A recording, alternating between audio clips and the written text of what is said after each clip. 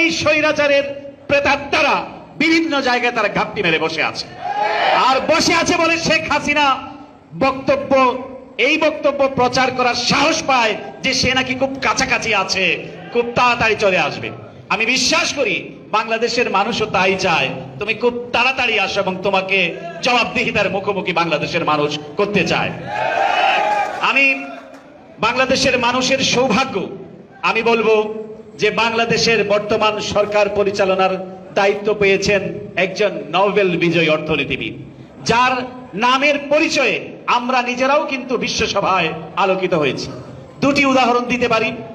যখন প্রফেসর মোহাম্মদ ইউনূস, তিনি আপনারা জানেন ইউনাইটেড নেশনসের তিনি একজন গ্লোবাল অ্যাম্বাসেডর ছিলেন, তিনি যখন তিনি এই সময়ে তিনি জাতিসংঘের সাধারণ অধিবেশনে যাবেন সরকার প্রধান হিসেবে, কিন্তু জাতিসংঘের প্রতিটি অধিবেশনে তিনি একজন এক্সপার্ট রেসপেক্টেড মানুষ হিসেবে তিনি বহুবার অংশগ্রহণ করেছেন। একটি অনুষ্ঠান থেকে আমি যখন দেখলাম যে তার এক অনুষ্ঠানে তিনি বক্তৃতা করছিলেন, আমি সেখানে উপস্থিত ছিলাম। আমার পাশেই ছিলেন একটু বয়স্ক দুজন ভদ্র মহিলা, দুজন মানুষ, একজন ভদ্র মহিলা, একজন ভদ্র মহোদয়। তারা প্রায় 70 ঊর্ধ্ব বয়স্ক, অবশ্যই তারা শ্বেতাঙ্গ মানুষ। প্রফেসর ইউনূস যখন তার বক্তৃতা রাখছিলেন তখন দেখি ওই দুইজন মানুষের চোখ দিয়ে টোল টোল করে পানি পড়ছে। আমার মনে হচ্ছিল যে প্রফেসর ইউনূস যে বক্তৃতা রাখছেন এটা কিন্তু কান্নার কোনো বিষয় নয়, মানে ওই মুহূর্তে, কিন্তু তারা কাঁদছে। আমি জিজ্ঞেস করলাম অনুষ্ঠান শেষে যে আপনারা কাঁদছিলেন কেন প্রফেসর ইউনূস যখন বক্তৃতা করছিলেন? উনি বললেন যে we can believe professor Yunus speaking in front of us. এই জন্য আমরা কাঁদছি যে প্রফেসর ইউনূসের বক্তব্য, ব্যাংকার অফ দ্য পুয়ার, তার বক্তব্য আমরা সামনে থেকে শুনতে পাচ্ছি। এইরকম একটা রেসপেক্টেড জায়গায়, সম্মানের জায়গায় আপনাদের যে আপৎকালীন অভিভাবক, আমি বলবো এই ট্রানজিশনের যিনি দায়িত্ব নিয়েছেন, একটি বিপ্লবের মধ্য দিয়ে যে সরকার প্রতিষ্ঠিত হয়েছে, এই বিপ্লবী সরকারের যিনি প্রধান হয়েছেন, তার অবস্থান সারা গ্লোবালি। পক্ষান্তরে শেখ হাসিনার যখন সেখানে যেত তার বিশাল বহর নিয়ে, 200 জনের বিহল নিয়ে, তো আমি বললাম যে oh you are from Bangladesh? বলতেছে are you from Bangladesh? Yes I am from. Oh this lady is your prime minister? Oh my god, such an women. মানে এইভাবে ঘৃণার চোখে, বিদ্রুপের চোখে এই মহিলাটিকে দেখা হতো সারা গ্লোবাল প্ল্যাটফর্মে। তো আমরা অবশ্য বলতাম না সে আমাদের গণতন্ত্র ধ্বংস করেছে, আমরা গণতন্ত্র পুনরুদ্ধারের জন্য আমরা সংগ্রাম করছি। তো যখন প্রফেসর ইউনূসের নেতৃত্বে এরকম একটি সরকার গঠিত হয়েছে, আমি রবীন্দ্রনাথের একটি কথা আছে, তোমার পতাকা যাহারে দাও তাহারে বহিবারে দিয়ে শক্তি।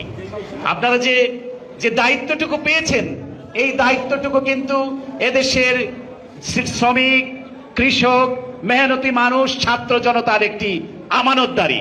প্রত্যেকটি উপদেষ্টা পরিষদের সদস্যকে এটি খেয়াল রাখতে হবে, এই আমানতদারির খেয়ানত যাতে না হয়। স্বৈরাচারের প্রেতাত্মারা, ফ্যাসিস্টের দোসররা কোন ধরনের আবরণে আপনাদের মধ্যে যাতে মিশে যেতে না পারে। ফ্যাসিস্টদের সঙ্গে, স্বৈরাচারের সঙ্গে আপোষ করে বাংলাদেশে মানুষের অধিকার প্রতিষ্ঠা করা অসম্ভব। সুতরাং আবার এটিও মনে রাখতে হবে যে এখানে কার অংশগ্রহণ বেশি ছিল, কার অংশগ্রহণ কম ছিল, এই বিভেদে না, যে বাংলাদেশে এখন সবচেয়ে বড় দরকার, প্রয়োজন, সেটি হচ্ছে একটি জাতীয় ঐক্য। এই ইউনিটি ধ্বংস করবার জন্য প্রতিবেশী দেশ থেকে এই মহিলাটি বসে এবং তার দোসররা বসে নানা ধরনের চক্রান্ত ষড়যন্ত্র করছে। আমি বাংলাদেশের বিদগ্ধ রাজনৈতিক দলগুলোকে এবং বাংলাদেশের ছাত্র জনতাকে, যারা এই আন্দোলনকে মঞ্জিলে মকসুদে পৌঁছে দিয়েছে, তাদের প্রতি আমি অনুরোধ করব, ইউনিটিকে নষ্ট করা যাবে না। এবং এই সোসাইটিকে আমরা ইনক্লুসিভ সোসাইটি বলছি, যে পরিবর্তন, যে বৈষম্যহীন সমাজ প্রতিষ্ঠার দাবিতে ছাত্ররা নেমেছে, রক্ত দিয়েছে। সুতরাং সেইখানে কোন ধরনের ভেদাভেদ, দ্বন্দ্ব, কলহ, বৈষম্য রাখা যাবে না। বৈষম্য মুক্ত বাংলাদেশ গড়তে হবে। আমাদের আচরণগত পরিবর্তনও দরকার। একটি দেশে পরিবর্তন তখনই সম্ভব যখন আপনি আচরণগত পরিবর্তন করতে পারবেন। আপনার নিজের পরিচয়ে পরিচিত হতে হবে। আমি অমুক ভাইয়ের লোক, অমুক ভাই আপনাকে সালাম দিয়েছে, অমুক ভাই দেখা করতে বলেছে, এইসব সংস্কৃতি আপনাদেরকে পেছনে ফেলে নিজের আইডেন্টিটি নিয়ে আমি কি এবং আমি কি করতে পারি সেটা নিয়ে সামনে যেতে হবে। এবং এই যে ফুল দেওয়ার যে একটা প্রবণতা, আমি আসলে কাউকে হার্ট করতে চাই না, তবে এটাও খুব ভালো লক্ষণ নয় যে পরিবর্তনের কথা আমরা চাইছি, যে পরিবর্তনের প্রত্যাশা আমরা করছি।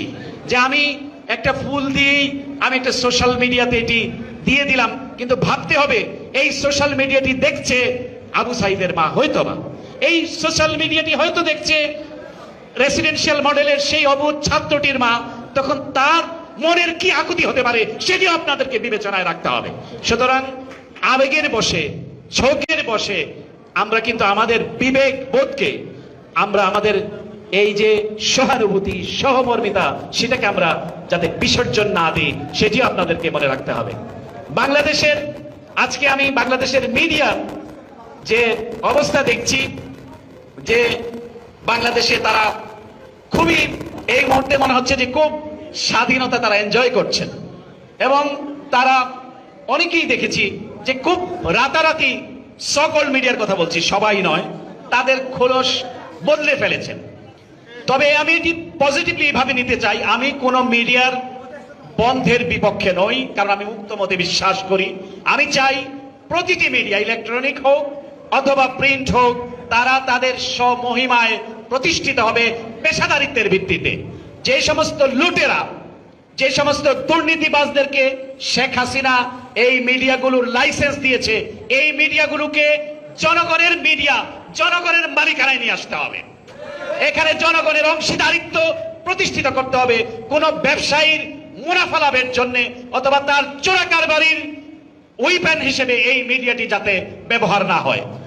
যারা সাংবাদিক আছেন, আমরা জানি আপনাদের অনেকের সঙ্গে যোগাযোগ হতো যারা ঈদের দিনেও একটু ভালো বাজার করতে পারতেন না, তাদের সন্তানদেরকে একটা বাচ্চাদের জন্য কাপড় কিনতে পারতেন না, কিন্তু তাদের নীতির সাথে, নৈতিকতার সাথে আপোষ করেননি।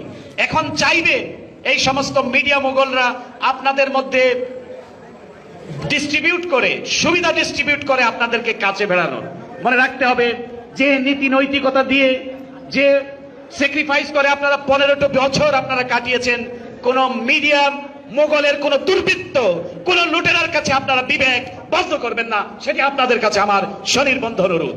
এই দুনিয়া আপনি কতদিনে বা বাঁচবেন, কিন্তু এই যে ইতিহাস রেখে যাবেন, আপনার যে প্রজন্ম দেখবে যে আমার বাবা ছিল একজন সাহসী সাংবাদিক, তার গর্বিত উত্তরাধিকার আমি কোন ধরনের মিডিয়া দুর্বৃত্তের কাছে আমার বাবা নথি স্বীকার করেনি। সেটি হচ্ছে আপনার গর্বের জায়গা, সেটি হচ্ছে আপনার প্রেরণার জায়গা। আমি জানি আপনাদের কষ্ট হচ্ছে, কিন্তু এই কষ্টের সুফল কোনো একজন যাতে ভোগ না করে, সকলে মিলে সকলের মালিকানা প্রতিষ্ঠিত করতে হবে।